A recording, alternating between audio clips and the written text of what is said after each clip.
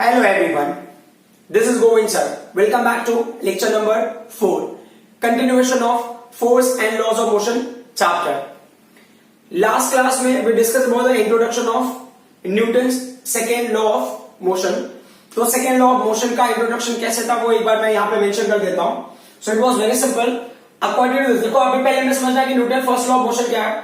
तो Newton first law of motion के हिसाब से क्या है, object at rest will remain at rest, object in motion will remain in uniform motion. Motion in the sense in uniform motion will remain in uniform motion until and unless external force is not applied on that system. तो अभी क्या बोले आपने, external force apply कर दिया तो वो क्या होगा, अनबैलेंस्ड एक्सटर्नल फोर्स अप्लाइड. अच्छा, अब एक और बात आपके लिए समझना बहुत जरूरी है. जो अनबैलेंस्ड फोर्स की वैल्यू है ना वो फिक्स हो सकती है.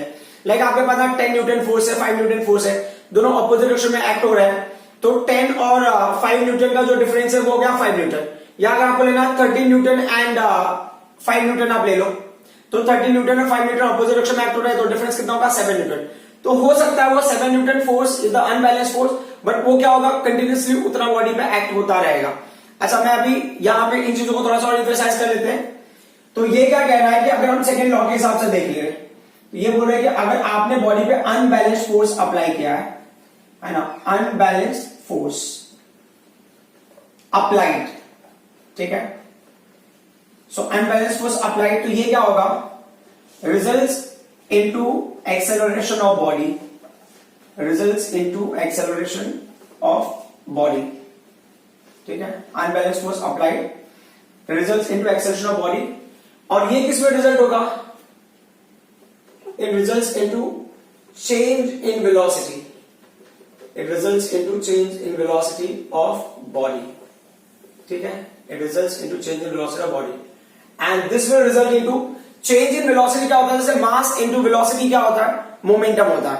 तो अभी mass तो fix होगा, तो change in velocity जो होगा that will result into change in momentum of body, change in momentum of body. अच्छा, यहां पे change in momentum होगा, और you can say gain in momentum term भी हम यूज कर सकते हैं, गेन इन मोमेंटम, ठीक है. अब क्या होता है कि ये सारे कंडीशंस हो गए इंटरलिंक्ड है, एंड इट वाज सीन और इट वाज सेड कि ये बोल रहे हैं ना जो change in momentum it is because of what, force. But ये क्या हो गया कि अगर उसको हम डिटेल में और स्टडी करते हैं तो इट वाज सीन कि change in momentum exactly equal to force नहीं होता है. क्यों एग्जैक्टली इक्वल टू फोर्स नहीं होता है, बिकॉज अगर आप किसी ऑब्जेक्ट पे फोर्स अप्लाई कर रहे हो, इज दैट क्लियर, अगर आपने फोर्स बहुत ज्यादा देर तक अप्लाई किया हो सकता है वेलोसिटी में चेंज ज्यादा हो जाए, तो मोमेंटम चेंज ज्यादा हो जाएगा. तो मोमेंटम चेंज ज्यादा हो गया, क्यों, कब मोमेंटम चेंज ज्यादा हो, जब आपने टाइम ज्यादा यूज कर लिया. Correct, change in momentum is बोल जब आपने टाइम ज्यादा यूज कर लिया. तो ये बोल रहे हैं कि जो चेंज इन मोमेंटम है ना that is because of force, but that is because of time also. तो बोल रहे हैं इसके लिए क्या होगा, चेंज इन मोमेंटम जो है, चेंज इन मोमेंटम, और यू कैन से momentum gain, change in momentum और मोमेंटम गेन. ये जो दोनों टर्म है ये किसके ऊपर डिपेंड कर रहे हैं, ये डिपेंड करते हैं फोर्स के ऊपर, प्लस ये डिपेंड करता है टाइम, प्लस मतलब यहां पे इनटू के टर्म में आएगा तो क्या टाइम. मतलब क्या होता है कि सिर्फ फोर्स अप्लाई करने से ही चेंज इन मोमेंटम गेन नहीं हो जाएगा, या चेंज इन मोमेंटम कंसिडर नहीं कर सकते. आप कितने टाइम तक उस फोर्स को अप्लाई कर रहे हो वो इंपॉर्टेंट रोल प्ले करता है. तो अब बोल रहे हैं उस टाइम में अगर मैं फोर्स को सिर्फ लूं, if I take the force, तो सिर्फ हमने फोर्स लिया है तो ये फोर्स क्या हो जाएगा, force will be change in momentum, force will be change in momentum upon time, force will be change in momentum upon time. अब अगर उसको मैं और डीपली एनालाइज करूं तो अपॉन टाइम का मतलब क्या हो गया, रेट ऑफ, है ना. डिस्प्लेसमेंट और टाइम क्या हो गया, rate of change of displacement. Velocity upon time क्या होगा, rate of change of velocity. Correct. तो वैसे ही है अपॉन टाइम का मतलब क्या होगा, रेट ऑफ, ये टर्म क्या होगा, rate of change of momentum. तो rate of change of momentum ये क्या होता है, ये होता है फोर्स. Is that clear. ये कब होता है, जब आप किसी सिस्टम के ऊपर फोर्स अप्लाई कर देते हो, unbalanced force, it will not remain at rest और it will not remain in uniform motion, तब आपको ये कंडीशन मिलता है और बॉडी एक्सेलरेट हो जाती है. Is that clear. यही है Newton second laws of motion. तो ये पार्ट मैंने लास्ट टाइम किया था, अभी इस बार मैंने वही बात बताई लेकिन थोड़ा सा डिफरेंट वे से बता दिया. It is Newton's second law of motion, ठीक है. अब इस पॉइंट को हमें क्या करना है, मैथमेटिकली बताना है। Now next topic is mathematical formulation of Newton second law of motion. हमको मैथमेटिकली उसका ना एक्सप्रेशन निकालना है कि मैथमेटिकली क्या होगा। तो अब जो हमारा हेडिंग हो गया mathematical formulation of Newton second law of motion, mathematical formulation of Newton second law of motion. तो अब इस केस में ना सबसे पहला पॉइंट इन्होंने क्या बोला है कि आप एक ऑब्जेक्ट को कंसिडर करते हो तो आप बोलते हो मास ऑफ एन ऑब्जेक्ट। तो मास का हमने नोटेशन क्या ले लिया है, मास का नोटेशन ले लिया हमने स्मॉल m। फिर क्या होता है, वो ऑब्जेक्ट के ऊपर ना फोर्स अप्लाई करेगा और उसको कुछ इनिशियल वेलोसिटी होगी ना। सो अब यहां पे मैं ले लिया है इनिशियल वेलोसिटी ऑफ ऑब्जेक्ट।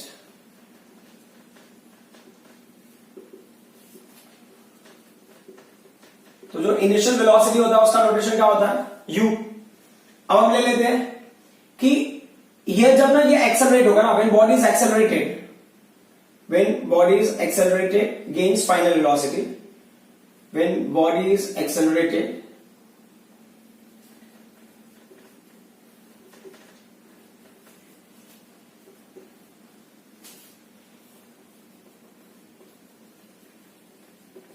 ठीक है, जब बॉडी एक्सेलरेट होगा वेलोसिटी गेन करने के लिए, तो फाइनल वेलोसिटी क्या है इस केस में, ध्यान से final velocity is given by v। Is that clear? अब ये बोले ना this is and all this things are happening for time t, है ना। Final velocity is that is v और कब तक में है, in time t, in time t।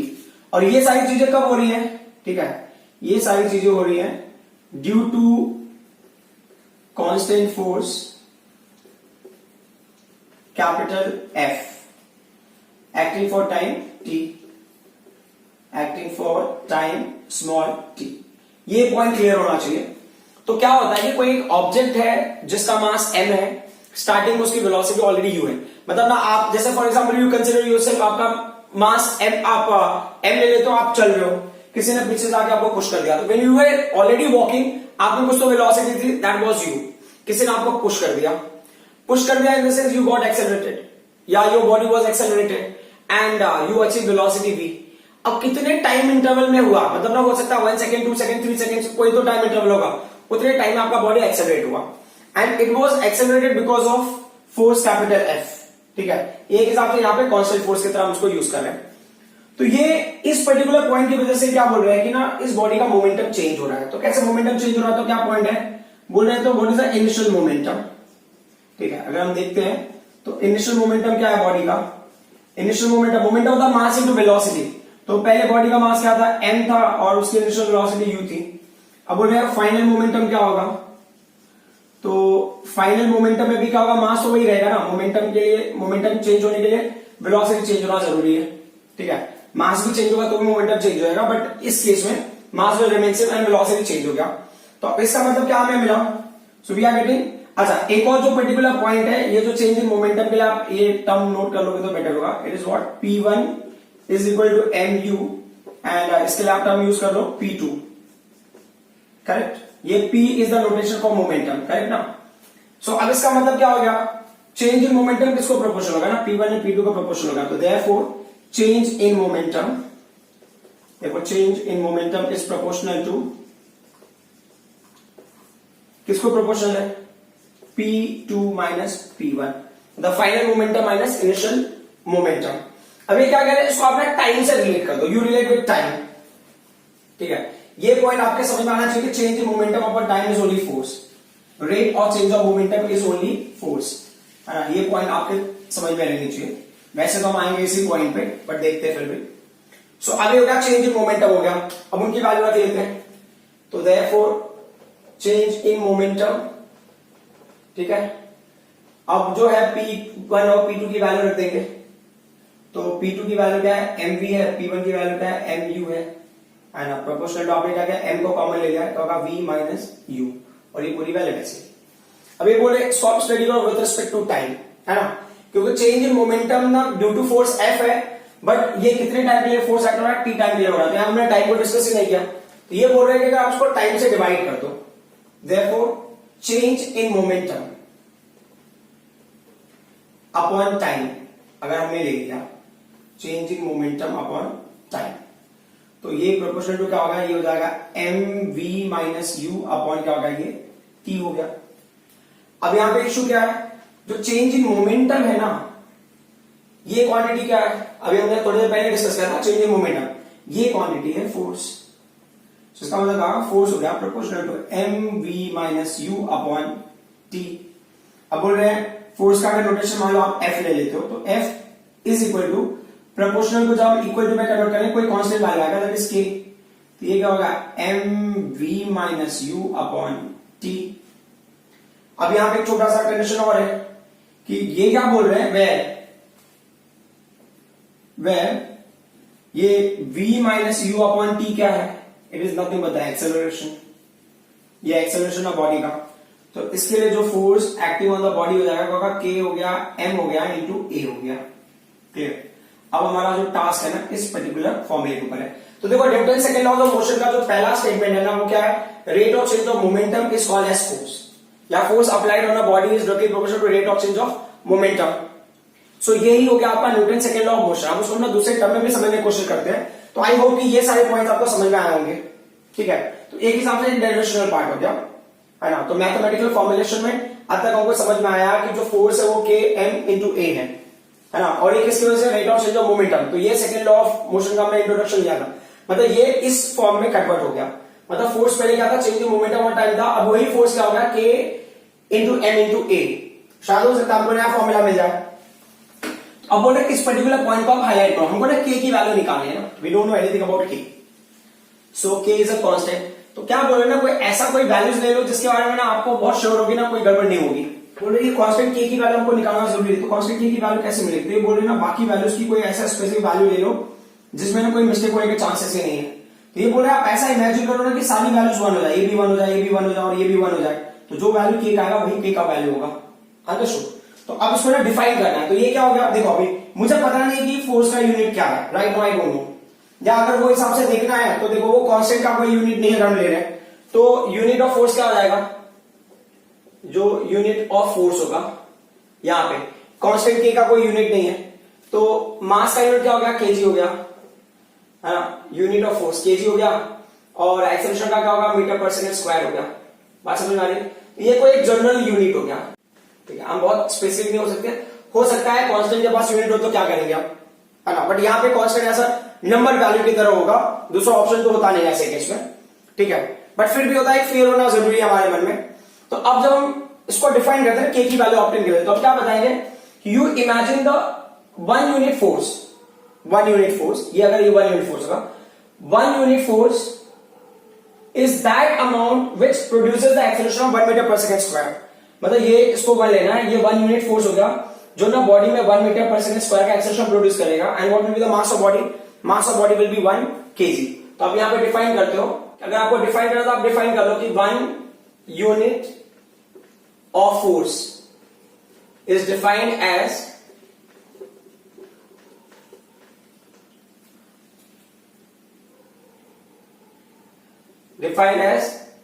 the amount that produces acceleration। इस फोर्स की वजह से क्या होगा, एक्सेलरेट होगा body, that produces acceleration of, कितना एक्सेलरेशन ले रहे हैं हम लोग, that produces acceleration of 1 metre पर second square, correct, that produces acceleration of 1 metre पर second square in an object of mass 1 kg। तो 1 kg ऑब्जेक्ट होगा तो उसके अंदर क्या करेगा, इतना एक्सेलरेशन प्रोड्यूस करेगा। तो उस टाइम पे जो फोर्स होगा वो होगा 1 यूनिट। तो जो अभी हमने लर्न किया था वो क्या होगा, f का वैल्यू हमने क्या लिया था, k लिया था, m लिया था, इंटू a लिया था। तो f की वैल्यू 1 हो गई, k की वैल्यू हमको निकालना है, m का वैल्यू भी क्या होगा 1 kg हो गया, एक्सेलरेशन का वैल्यू भी 1 मीटर पर सेकंड स्क्वायर, तो k का वैल्यू फाइनली क्या हो गया 1 हो गया। तो हमको ना इस फॉर्मूले में कांस्टेंट की वैल्यू क्या वो पता चल गई। तो अब उसके हिसाब से अगर हम आ जाएंगे तो देयरफॉर तो एक्चुअल फॉर्मूला क्या होगा, f is equal to m into a। ये हो गया एक्चुअल फॉर्मूला। ये फॉर्मूला क्या बताता है, सो दिस फॉर्मूला से ना Newton second law of motion आपको एक मेथड देता है to determine the force acting on any object as a product of that body का मास एंड एक्सेलरेशन, है ना। सो इस फॉर्मूले के हिसाब से क्या होता है, Newton's second law of motion gives method to determine force acting on any body as product of its mass and acceleration। मतलब अगर आपको बॉडी का मास पता होगा, उसका एक्सेलरेशन पता होगा, तो आप उस बॉडी का क्या कर सकते हो, फोर्स की वैल्यू निकाल सकते हो। तो अब जैसा हमने यहाँ पर डिस्कस किया था कि फोर्स का ऑफिशियली अगर देखना है तो उसका यूनिट ये हो गया, बराबर है, ए फाइंड आउट द यूनिट। तो यूनिट की बात अगर हमने किया तो हमको पता चला कि इसका यूनिट क्या होगा, केजी हो गया, मीटर पर सेकेंड स्क्वायर हो गया। तो अभी ये क्या है ना, फोर्स का जो भी है डेफिनेशन वगैरह किसने दिया है, अब यहाँ पे ये सब इंट्रोडक्शन वगैरह हो गया न्यूटन के थ्रू। तो दैट्स व्हाई क्रेडिट हम उनको दे देते हैं और यूनिट का नाम हो जाता है कैपिटल एन, और अगर पूरे नाम के टर्म में लिखना है तो स्मॉल एन से स्टार्ट करोगे आप न्यूटन। जब भी आप ना किसी भी यूनिट का नाम कंप्लीटली लिखते हो तो you will start with small letter, that is the rule, और capital N is the notation. तो अगर मुझे बताना है ना कि किसी भी बॉडी में अगर हमने फोर्स अप्लाई किया लाइक ना, तो वो किसके टर्म में होगा, न्यूटन के टर्म में, लाइक ना 1 newton force applied, 2 newton force applied, 3 newton force applied, 4 newton force applied, 10 newton force applied. ठीक है, तो अब अगर आपको समझना है कि what is the 1 newton force, so if you have to understand what is the 1 newton, तो वो समझने का आप देख लो यहाँ पे कि हमारे पास है formula force is equal to mass into acceleration है। ठीक है, तो ये वैल्यू ना 1 न्यूटन तब होगा जब ना मास की वैल्यू 1 केजी होगी और एक्सेलरेशन की वैल्यू क्या होगा, 1 मीटर पर सेकेंड स्क्वायर होगा। ठीक है, तो एक्सेलरेशन वाली वैल्यू का मतलब क्या, 1 मीटर पर सेकेंड स्क्वायर का एक्सेलरेशन का मतलब क्या हो गया कि जो आपका फॉर्मूला ना v is equal to u plus 80, मान लो बॉडी 0 मीटर पर सेकेंड से स्टार्ट हो रहा है, एक्सेलरेशन की वैल्यू अगर 1 है तो 1 सेकेंड में बॉडी का स्पीड हो जाएगा 2 मीटर पर सेकेंड। ठीक है, अब अगर 2 सेकेंड लगो तो 2 मीटर पर सेकेंड, मतलब 1 सेकेंड में पहले तो 1 मीटर ट्रेवल करेगा, फिर सेकेंड सेकेंड में 2 मीटर ट्रेवल करेगा, फिर थर्ड सेकेंड में 3 मीटर ट्रेवल करेगा, फोर्थ सेकेंड में मतलब ये होगा 0 to 1 के बीच में 1 मीटर, फिर 1 से 2 के बीच में 2 मीटर, यहां से यहां तक का 2 मीटर होगा, फिर 2 से 3 के बीच में ये डिस्टेंस होगा, ये 3 मीटर होगा, करेक्ट। और ये हो गया फर्स्ट सेकेंड हो गया, ये सेकेंड सेकेंड हो गया, ये थर्ड सेकेंड हो गया। तो दैट यू कैन अंडरस्टैंड जब इस एक्सेलरेशन से कोई बॉडी 1 केजी मास का बॉडी एक्सेलरेट होगा, तो वो अगर वो बॉडी किसी को स्ट्राइक करता है अगर, तो जो फोर्स एक्सपीरियंस होगा वही फोर्स होगा 1 न्यूटन। हो सकता है शायद थोड़ा सा एनालाइज करने में आपको डिफिकल्टी होगी, बट कोई इशू नहीं है, मैथमेटिकली अभी आप उसको समझ लो। ठीक है, तो अब अगर हमने ना फोर्स का फॉर्मूला लिया, तो फोर्स का फॉर्मूला क्या हमको समझना है कि Newton second laws of motion के हिसाब से हमें 2 चीजें मिलती है। अब अगर हम उस बेसिस पे देखें तो जो हमने अभी तक जो समझा है वो क्या हो गया, F is equal to m into a हो गया। तो एक्सेलरेशन का फॉर्मूला क्या होगा, ये v minus you upon T. एक तो फॉर्मूला था rate of change of momentum इस फोर्स, और दूसरा हो गया कि अगर किसी बॉडी को हम एक्सेलरेट करते हैं एंड बॉडी का मास m है तो भी क्या होगा, फोर्स F हमें मिल जाएगा। ठीक है, सो अब ये क्या कह रहे हैं ना, इस केस में अगर आप बहुत डीपली ऑब्जर्व करो तो दे आर सेइंग कि जो फोर्स होता है डायरेक्टली इंडिकेटली फील्ड सी ना, तो टाइम इंटरवल के ऊपर काफी डिपेंड करता है। तो टाइम अगर ज्यादा होगा तो फोर्स का वैल्यू क्या हो जाएगा, कम हो जाएगा। फोर्स का वैल्यू कम होगा तो जो हर्ट होगा या डैमेज होगा वो that will be very less. तो अगर आपने देखा हो ना फिल्डर है ना, तो अब इन्होंने एग्जाम्पल के लिए लिया है, तो जो पहला एग्जाम्पल जो टेक्स्ट बुक का एग्जाम्पल में वही कंसिडर कर रहा हूं। तो आप एग्जाम्पल ले सकते हो फिल्डर का। ठीक है, फिल्डर का एग्जाम्पल क्या होता है, फिल्डर जब ना व्हाइल कैचिंग बॉल, ठीक है, फिल्डर जब ना बॉल को कैच कराता है, so while catching ball fielder takes his hand behind, while catching ball fielder takes his hand behind। ठीक है, अभी behind क्यों लेने की जरूरत है, मान लो जैसे अभी समझो कि बॉल हाथ में आ रही, तो बॉल ऐसा था डायरेक्टली वहीं पे क्यों नहीं पकड़ लेता, why to take it like this, आपने देखा ना मोस्टली, तो ऐसा लगता है शो ऑफ कर रहा है, but that's not the show off, that's a reason, उसके पीछे साइंटिफिक रीजन है, उनको ट्रेन भी उसी हिसाब से किया जाता है। तो कंडीशन क्या होता है कि जैसे ना आप देखो, एक चीज तो बहुत सिंपल सी है कि वहां से बॉल आ रहा है, बॉल का सर्टेन वेलोसिटी होगा, करेक्ट ना, तो वो वेलोसिटी से आपने देखो अभी ना बॉल को जितना ज्यादा टाइम लगेगा उसका वेलोसिटी उतना कम होता जाएगा, गॉट इट।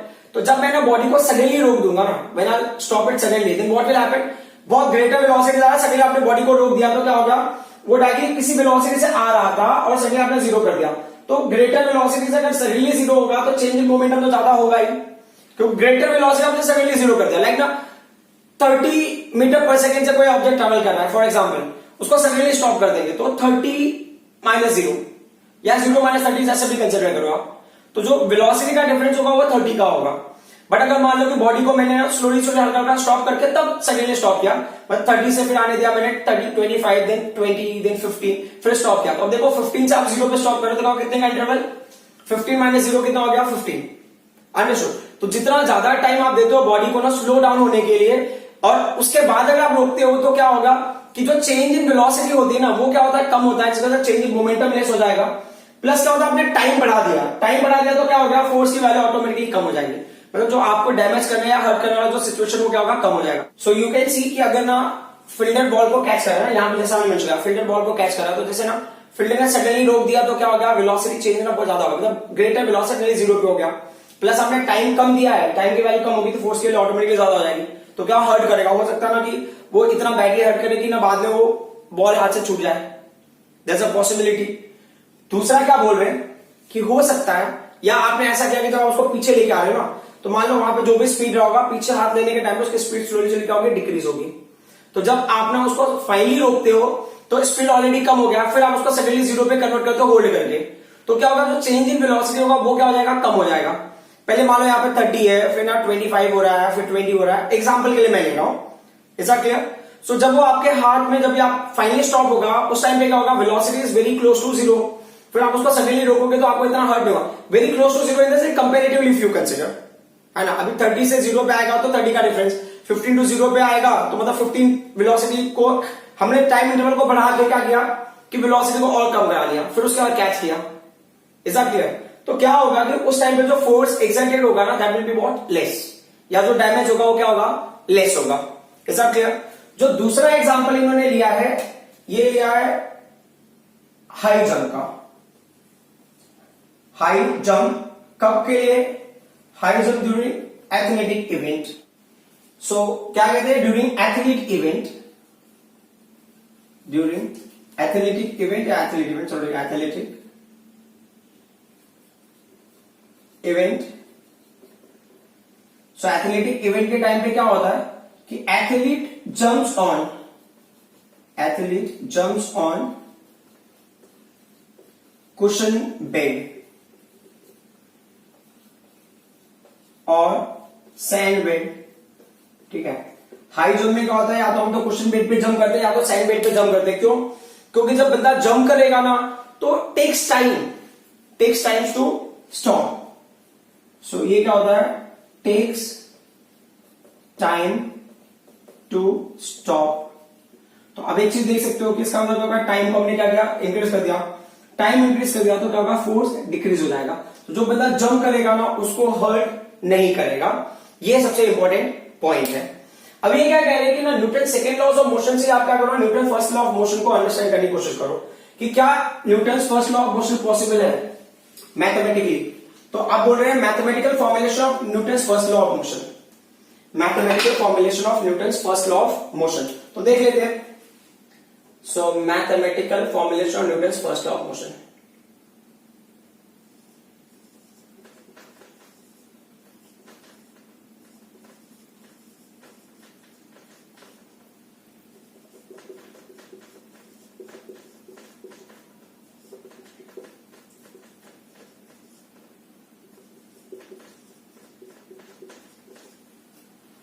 सो ये किससे हम ऑब्टेन करेंगे, Newton first law of motion का mathematical formulation from the Newton second law में ऑब्टेन करना। तो Newton second law of motion में क्या देखा है, F is equal to m v minus you upon t, correct.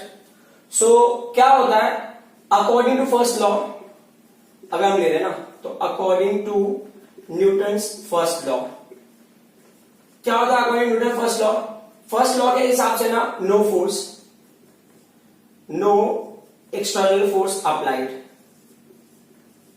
No external force applied, no external force means zero हो गया, no external force in the sense force का value क्या हो गया,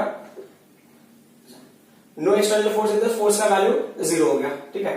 जब फोर्स की वैल्यू जीरो हो गया तो ये जीरो हो गया, तो ये एम हो गया, क्या होगा वी माइनस यू अपॉन क्या होगा, ये टी हो गया, करेक्ट। तो ये सारी वैल्यूज टी और एम उधर जाएगा तो क्या होगा, जीरो इज इक्वल टू क्या होगा, V minus U, which means V is equal to क्या हो गया, यू हो गया। तो v is equal to U in the sense ना जो इनिशियल वेलोसिटी और जो फाइनल वेलोसिटी वो क्या रहेगा, इक्वल रहेगा, ठीक है। तो मतलब जो बॉडी है ना इसका मतलब क्या होगा, body moves uniformly, body moves uniformly. Clear. अब क्या बोला ना, इफ यहां पे ये लास्ट पॉइंट ले लेते हैं, इफ u इज 0, ये क्या करता है, v की वैल्यू भी 0 होगी, करेक्ट। तो इसका मतलब क्या होगा, बॉडी क्या होगा, बॉडी इज एट रेस्ट, मतलब पहले भी वेलोसिटी नहीं था, बाद में भी वेलोसिटी नहीं था, तो बॉडी क्या रहेगा, रेस्ट पे रहेगा। ये पर्टिकुलर पॉइंट हमारे समझने के लिए बहुत जरूरी है कि ये हो गया आपका mathematical formulation Newton's first law of motion. इसमें आपको यही बात बतानी है कि जब इनिशियल वेलोसिटी और फाइनल वेलोसिटी की वैल्यू क्या होगी, 0 होगी, और you can say if u is 0 then v has to be 0। तो ये ना पॉइंट आप हमेशा याद रखो कि कोई भी ऑब्जेक्ट अगर नेचर में होगा, any uniformly moving object will have 0 force, experiencing 0 force. तो अगर कोई बंदा ना, हो सकता है ना, बाइक अगर आपने स्टार्ट किया, तो बाइक को स्टार्ट कर रहे हो तो 0 वेलोसिटी सेकंड वेलोसिटी गेन हुई, मतलब there is a change in velocity. उस टाइम पे एक्सेलरेशन होगा, उस टाइम पे फोर्स एक्सर्ट होगा। बाइक स्टार्ट हो गया and will start moving with the constant velocity. Constant velocity से अगर बाइक मूव कर रहा है, मतलब क्या हो गया, एक्सेलरेशन की वैल्यू क्या हो जाएगी, 0 हो जाएगी। वेलोसिटी कांस्टेंट है तो एक्सेलरेशन 0 हो जाएगा। जब एक्सेलरेशन 0 हो जाएगा तो फोर्स की वैल्यू भी क्या हो जाएगी, 0 हो जाएगी। तो किसी भी यूनिफॉर्मली मूविंग ऑब्जेक्ट के ऊपर जो फोर्स एक्ट होता है उसकी वैल्यू होती है 0। तो अब इन्होंने एक क्वेश्चन है, जैसे एग्जांपल के लिए ले लेते हैं हम समझने के लिए, कि अगर आपको फोर्स डिटरमाइन करना है, ठीक है, मैं तो यहाँ पे बस जस्ट जनरल वैल्यूज टाइप में ले लेता हूं एंड विल सी कि हमको कैसे पता चलता है कि कितना फोर्स एक्ट हो रहा है। So in next class will continue with the numerical session, but अभी के लिए फिलहाल देख लो कि मान लो ये बोले ना कोई ऑब्जेक्ट है जिसका मास है 5 kg, ठीक है, इनिशियली बॉडी का वेलोसिटी था 5 मीटर पर सेकेंड, फाइनली वेलोसिटी का बॉडी का वेलोसिटी हो गया 10 मीटर पर सेकेंड, ठीक है, और कितने टाइम में ये हुआ है, ये सारी चीजें हुई है 2 सेकेंड्स में। Is that clear? और क्वेश्चन में पूछ रहा है कि बॉडी कितना फोर्स एक्सपीरियंस कर रहा होगा। तो अब ये हो गया F इज इक्वल टू, ये हो गया m इंटू ए, m हो गया, a का वैल्यू क्या है, v minus you upon T. अब डायरेक्टली भी लिखोगे तो भी चलेगा। F is equal to mass of body कितना है, 5 kg है, फाइनल वेलोसिटी कितना है, 10 मीटर पर सेकेंड है, इनिशियल वेलोसिटी कितना है, 5 है, कितना टाइम लग रहा है पूरे मिनट में, 2 लग रहा है। ये क्या हो जाएगा finally, F is equal to, ये 5 हो गया, 10 माइनस 5 की वैल्यू क्या होगी, 5 हो गया, अपॉन 2, ये कितना होगा 25 अपॉन 2, कैंसिल होगा, वैल्यू कितना होगा 12.5, ठीक है, और इसका यूनिट होगा न्यूटन। मतलब ये 12.5 न्यूटन का फोर्स बॉडी एक्सपीरियंस कर रहा होगा in this condition. So as I say next class I continue with the numerical session. ये न्यूमेरिकल्स हमारे बेस्ड होंगे Newton second laws of motion पर। I hope whatever I explain you people understood. Thank you very much.